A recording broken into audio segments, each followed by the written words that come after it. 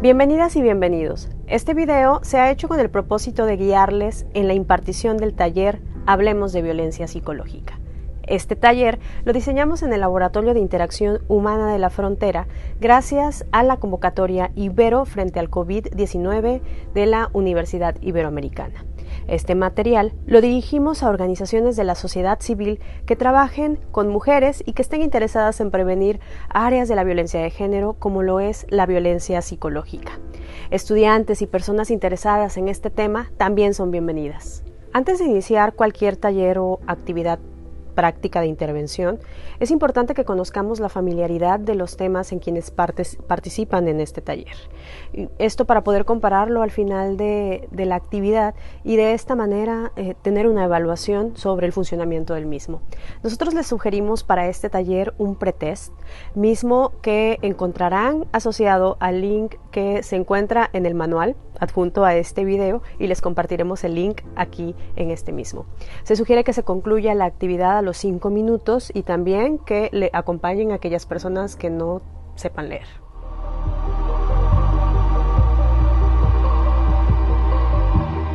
Listo. Una vez que han respondido el pretest, vamos a iniciar presentándonos. Sugerimos romper el hielo entre las personas que van a participar y ustedes podrán encontrar en el manual una actividad sugerida. Ahora hablemos de violencia. Primero, de violencia en general. Según la Organización Mundial de la Salud, la violencia es el uso deliberado de la fuerza física o el poder, ya sea en grado de amenaza o de manera efectiva, contra uno mismo, otra persona, un grupo o una comunidad, que cause o que tenga muchas probabilidades de causar lesiones, muertes, daños psicológicos, trastornos del desarrollo y privaciones. La violencia puede estar en cualquier ámbito, por ejemplo, en el ámbito público, en los lugares de trabajo, las instituciones educativas y también en el hogar. La violencia doméstica se presenta en todos los países, en todas las clases sociales y todos los sectores poblacionales. No obstante, podemos observar que ocurre con mayor frecuencia en países con una menor economía. Según la OMS, el 37% de las mujeres que residen en países con menores ingresos han experimentado alguna forma de violencia por parte de al menos una de sus parejas a lo largo de su vida. Aquí nos enfocamos en la violencia doméstica hacia las mujeres y más particularmente en el tipo psicológico. A pesar de ser clara la definición de la violencia, la mayoría de las personas concibe que las agresiones solo se consideran cuando se trata de violencia física, ya sea mediante el uso de objetos o con la propia fuerza. No obstante, debemos saber que las personas también pueden sufrir violencia psicológica, la cual puede consistir en humillaciones, insultos, aislamientos, amenazas de abandono, encierro, celos, control excesivo, entre otros. Un instrumento que puede ser de utilidad y que fue desarrollado por la Unidad Politécnica de Gestión con Perspectiva de Género UPGPG del Instituto Politécnico Nacional es el violentómetro. Este puede servirnos para identificar diferentes manifestaciones de violencia. Puede ir de silencios y broma, escalando hasta golpes, llegando al último grado que sería el asesinato. Versiones más recientes incorporan también comportamientos violentos en el ciberespacio. El Politécnico Nacional divide las manifestaciones en 3 niveles utilizando diferentes colores que representan el nivel de alerta, y otras versiones inician con el color amarillo y finalizan con el morado para no confundir el color verde como tolerable. Bromas hirientes, chantajear, mentir, engañar, celar, acechar, stalkear, culpabilizar, desfalcar, ridiculizar, ofender, humillar en público, amenazar, controlar o prohibir llamadas, apariencias, actividades, uso del celular, redes sociales, entre otras. La violencia psicológica se representa en el violentómetro en esos comportamientos que mencionamos y se presenta de forma verbal y no verbal buscando lastimar o dañar a la otra persona de forma no necesariamente física. Las heridas no son moretones u otros signos visibles, sino son heridas emocionales que dañan el orgullo, la percepción que tenemos de nosotras, de lo que hacemos y cómo lo hacemos. El agresor podría iniciar de forma aislada sus agresiones, un comentario, un silencio esporádico, que poco a poco se podría hacer más frecuente, durar por más tiempo. Es común que la violencia psicológica pase desapercibida, pues suele confundirse con comentarios cotidianos. Por ejemplo, lo que puede decir objetivamente tu pareja sobre una falda que utilizas en respuesta a una pregunta específica que le haces sobre cómo se me ve mi ropa, se me transparenta la ropa interior, y tener una respuesta tal como sí, se transparenta tu ropa interior. A diferencia de una respuesta con un calificativo con una pretensión de agredir o implicar algo más. Por ejemplo, con esa falda pareces prostituta. ¿A quién quieres seducir? Ya me tienes a mí, mejor ponte un pantalón. No es lo mismo decir, por ejemplo, el pastel que hizo la vecina le quedó muy rico, debemos de probar la receta. A decir, ¿por qué no eres como la vecina? Ella sí sabe cocinar pasteles. O comentarios como, ella sí hace feliz a su marido, sí lo atiende, no como tú. Ejemplos de esas mismas categorías podemos encontrar una infinidad. Así las situaciones pueden involucrar control de la imagen, comparaciones con otras personas, descalificaciones, burlas e indiferencia. Estas situaciones pensábamos que podrían aumentar con el confinamiento por la pandemia. Lamentablemente, la violencia psicológica fue más común de lo que esperábamos. Aún más común fue que quienes sufrían violencia psicológica no la identificaban como tal.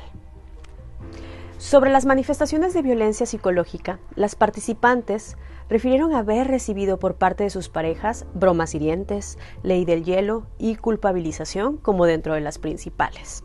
Respuestas que se encontraron también en participantes, tanto mujeres como hombres, que previamente habían dicho no haber experimentado violencia. Esto nos indica que si bien las personas experimentan violencia, no son conscientes de ello. Algunas veces por ignorancia, muchas otras veces asociada a la educación recibida y algunas otras por el mismo daño psicológico que ya se les ha generado. ¿Alguna vez has escuchado a tu amiga decir, mi novio me llama cada 5 minutos porque quiere saber dónde estoy cuando no estoy con él?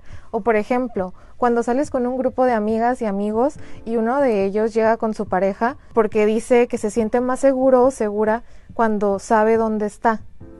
Aunque los índices de violencia que hay en nuestras ciudades hacen que estas preocupaciones sean verídicas, también puede tratarse de signos de violencia. Puede que este y otros ejemplos signifiquen que nuestra amiga está viviendo una situación de violencia psicológica. ¿Y tú, conoces algún caso similar?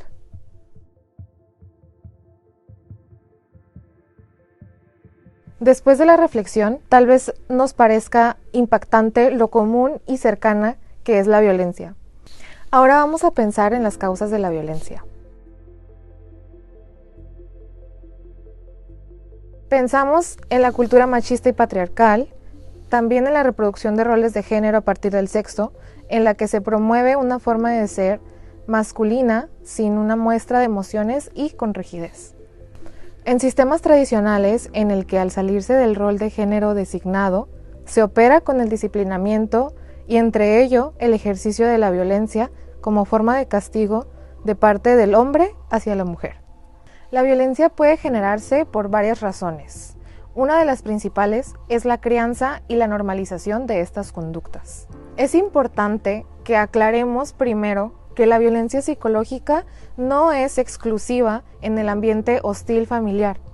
Se puede presentar también en otros ambientes, pero nos enfocaremos en la violencia que se presenta en la familia, donde es fácil no reconocer o respetar el lugar del otro, porque creemos que al estar en familia, el otro ya no se considera como un ser independiente o individual. Puede decirse que la violencia psicológica es causada por problemas para gestionar emociones y para desarrollar buenas actitudes. También puede derivarse de otros problemas, como el alcoholismo y otros tipos de adicciones a diferentes sustancias, ignorancia y desconocimiento, educación deficiente, no haber trabajado con el control de la ira, falta de comprensión hacia otros. Sin embargo, ninguna de estas causas o posibles explicaciones de la ocurrencia justifica este tipo de violencia. Requiere de un trabajo del violentador en el cual no tendrían por qué resultar terceras personas dañadas. En lo que acabamos de mencionar, encontramos la respuesta de por qué es tan común, en nuestro contexto, la violencia psicológica. La violencia se refleja en nuestro cuerpo y en nuestro comportamiento complejo, sea el tipo de violencia que sea. Según diversos estudios, se ha llegado a la conclusión que las personas involucradas en caso de violencia de género poseen una clara y acentuada baja autoestima, tanto en el rol del agresor como el de la víctima. También la ansiedad. Ese es el resultado del desequilibrio tanto físico como psicológico. La violencia puede ser un factor causante de desequilibrio, pero aún más la violencia vivida dentro del ambiente familiar. Otro es los problemas alimenticios, que pueden presentarse como reflejo de la violencia que una persona puede vivir. Esto en respuesta a la ansiedad, el estrés, la baja autoestima, que puede en un punto causar que no queramos comer o que comamos en exceso. Otra consecuencia es el aislamiento y la inseguridad hacia una misma sobre la apariencia, la actitud y el valor propio, así como la desconfianza hacia los demás. La víctima puede llegar a experimentar un síndrome de indefensión. Varela nos dice que la violencia psicológica degrada la mente de las víctimas, más si aparece a su vez con situaciones de violencia que puede llevar al síndrome de la mujer maltratada. Este síndrome de la mujer maltratada es un concepto que Walker presenta como un trastorno psicológico de adaptación al abuso, una adaptación física, psicológica o sexual en la que la mujer puede ser expuesta por alguna pareja, hombre o mujer, al ejercer el poder y control sobre ella.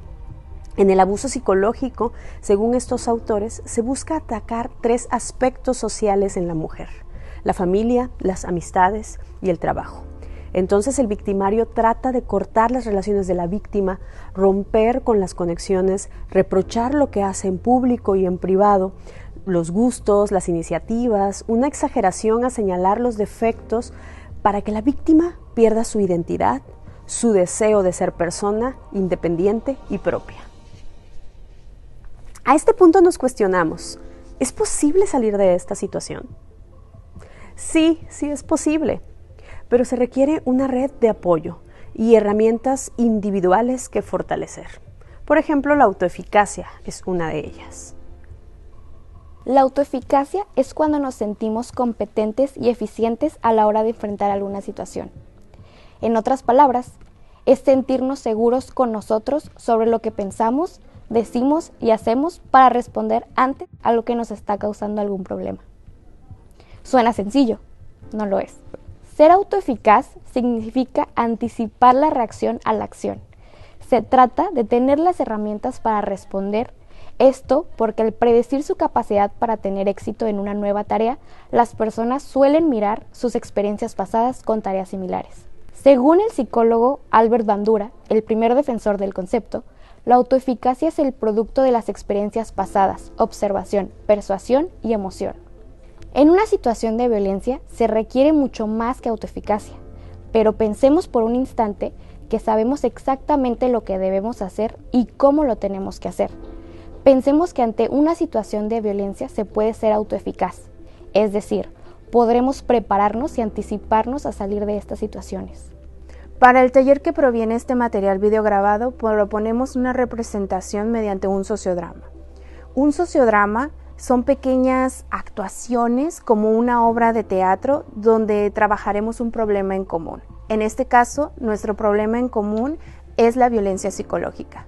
La idea es que hagamos nuestras propias representaciones poniendo en práctica nuestra autoeficacia y compartamos sobre el ejercicio entre quienes participamos en él. Demos este tiempo.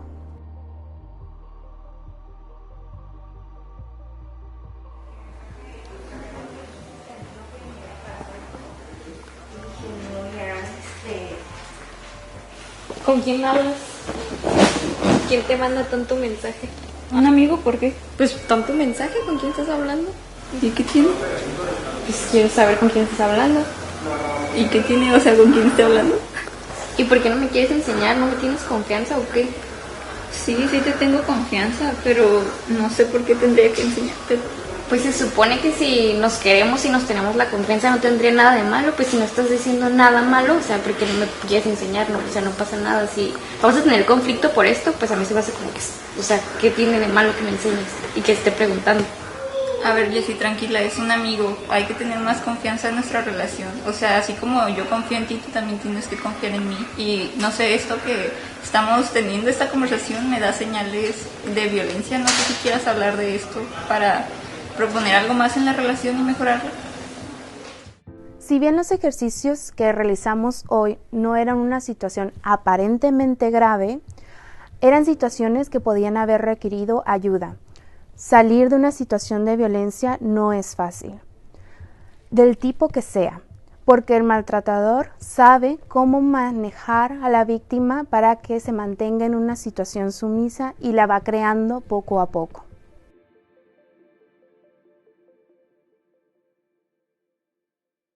Ya me voy a ir porque quedé ir con Saraí por un café, entonces pues yo creo que ya me voy a retirar. ¿Con quién? Con Saraí, con mi amiga, vamos a ir por un café a platicar. ¿Y por qué no vamos juntas si se supone que somos una pareja? Pues porque si vamos a ir solo ella y yo por un café, la verdad no quiero incomodarle, entonces mejor voy con ella y ya después regreso. A mí me parece que esto solo muestra que ya no estás interesada en nuestra relación. ¿Cómo se supone que demuestres que me amas si me mantienes al margen de tu vida? A ver, creo que debemos de detenernos aquí un poquito porque ¿acaso me estás tratando de controlar? ¿Acaso estás tratando de chantajearme? No, estos son indicadores de violencia psicológica y es algo que la verdad yo no voy a tolerar y creo que podemos trabajarlo. Entonces creo que si lo vamos como viendo y si vamos platicando, esto puede tener una solución y no convertirse como en un problema o en un conflicto. Hemos hecho una representación de la manera en la que idealmente reaccionaríamos ante una situación de violencia psicológica, en condiciones de autoeficacia, empleando el violentómetro y reconociendo la violencia psicológica en diferentes dimensiones. Hay un elemento más que incorporar, y es el apoyarse en las redes de apoyo. Y en caso de no existir o no saber identificarse, aprender a pedir ayuda. Es importante saber que es complicado, pero no es imposible. Para esto se diseñan materiales como este, o si están viendo este video en una institución de ayuda, para eso también están estas redes de apoyo. Acercarse a otro también implica un esfuerzo, una capacidad que no todos poseemos, pero que es benéfica para nuestro bienestar psicológico y social. Empecemos hablando de redes de apoyo. Una red de apoyo es el elemento en el que una persona cuenta como apoyo. Estos pueden ser familia, amigos, profesores y también instituciones como la policía, los médicos, los enfermeros o enfermeras. Pero no todas las personas en la familia o los amigos pueden ser apoyo. A veces las instituciones pueden funcionar como este. Entonces, podemos decir que hay dos redes de apoyo de las cuales nosotros y nosotras podemos acercarnos o podemos tomar las herramientas para enfrentar las situaciones. Tenemos las instituciones formales como lo son hospitales, la policía, los bomberos, instituciones de asistencia social como InMujeres, Sede Sol o el DIF, y las informales, que son las personas que conocemos y confiamos, como la familia, los amigos, voluntarios que apoyan a que nuestra autoeficacia aumente, ya que nos empoderan. Asimismo, existen leyes que nos protegen de la violencia. En México existen leyes federales y leyes estatales. En Baja California, por ejemplo, existe la Ley de Acceso de las Mujeres a una Vida Libre de Violencia para el estado de Baja California. En esta ley se clasifican las modalidades de violencia que están penadas y en el artículo 6 indica a la violencia psicológica como un tipo de violencia a sancionar de la siguiente forma. Los tipos y modalidades de violencia enumerados por esta ley serán sancionados en los términos de la normatividad aplicable. Psicológica, entendida como cualquier acto u omisión que dañe la estabilidad psicológica, que pueda conllevar a la víctima a la depresión, al aislamiento, a la devaluación de su autoestima e incluso al suicidio. Por lo tanto, en el caso de que las redes de apoyo como la familia o los amigos no sean las adecuadas, pensemos en instituciones formales. En Tijuana contamos con 2 números de teléfono. El primero es el 911, que es la línea general de emergencias, y el segundo es el 075, la línea de ayuda psicológica. En esta línea, una persona capacitada en la salud mental te ayudará. Es una línea de ayuda disponible, al igual que el 911, las 24 horas del día, y si el operador lo considera, se te auxiliará con la asistencia de una unidad municipal de asistencia social hasta tu dirección. Si no habitas en Tijuana, te recomendamos buscar cuáles son esos números de emergencia a los cuales tú puedes acudir, o acudir a un instituto de las mujeres de tu estado o localidad, y seguramente podrán brindarte asesorías sobre en dónde pedir ayuda en caso de requerirse. Es hora de recapitular. En este video hemos abordado la definición de violencia psicológica. Vimos que es un fenómeno muy común. Mostramos también el violentómetro como un instrumento para su identificación, así como los niveles de gravedad. También examinamos la autoeficacia como un mecanismo individual de protección y las redes de apoyo para acercarnos a pedir ayuda. ¿Qué podemos hacer en la práctica? Hay 3 cosas que podemos y debemos hacer en caso de que nos encontremos en una situación, ya sea al ser víctimas de violencia o ser testigos de una situación de este tipo. La primera es buscar ayuda, tanto para nosotras como para quien creemos que puede ser víctima de violencia. Es preciso que llamemos a emergencias, al 911, a los servicios de atención a víctimas de violencia doméstica, como puede ser el Instituto para la Mujer, para recibir información y, de ser necesario, ayuda o referencia a ayuda. Ayudar sin intervenir o ponerte en riesgo es muy importante. Estar ahí, estar presente, apoyar moralmente. Por eso la importancia de las redes de apoyo se da también, para evitar que el victimario aísle a la persona que sufre de violencia. La familia y los amigos, repetimos, son redes de apoyo y las principales, porque quienes están al pendiente en todo momento de las personas que pueden estar sufriendo violencia son una clave para esto. Es importante igualmente que recordemos que no somos superheroínas, y si la persona no está lista para denunciar o para alejarse, no debemos de insistir en principio, porque podríamos causar un mayor daño que algo benéfico para la persona. Debemos de escuchar, no juzgar, apoyar, acompañar en ese proceso hasta que se dé cuenta de la situación de violencia que vive. La parte final sería la denuncia. Es muy importante, aunque suena complicado. Podemos utilizar el 089 para denunciar de manera anónima una situación de violencia de la que estamos siendo testigos. O si no tienes problemas con compartir tus datos, puedes llamar directamente al 911. Recuerda que no debes de ser víctima para denunciar, pero solo la víctima puede levantar una querella. Esto es la denuncia que no puede ser hecha por personas terceras, lamentablemente, pero sí de quien fue afectada directamente. Solo la víctima de la violencia puede levantar esta queja que traerá consecuencias directas al violentador. Pero tú como testigo podrías dar aviso si es que hay una situación en donde la vida de alguien corre peligro. Finalmente, y para quienes imparten el taller, será muy importante hacer una evaluación sobre su funcionamiento.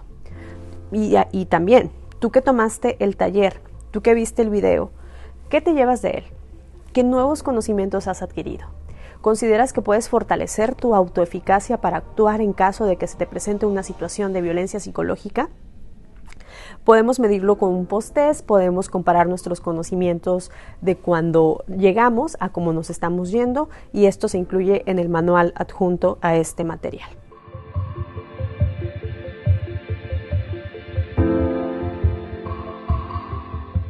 Nos despedimos y agradecemos la atención prestada. No olvides acudir a los materiales complementarios que incluimos en este video y no dudes en contactarnos ante cualquier duda. Recuerda, todas merecemos una vida libre de violencia.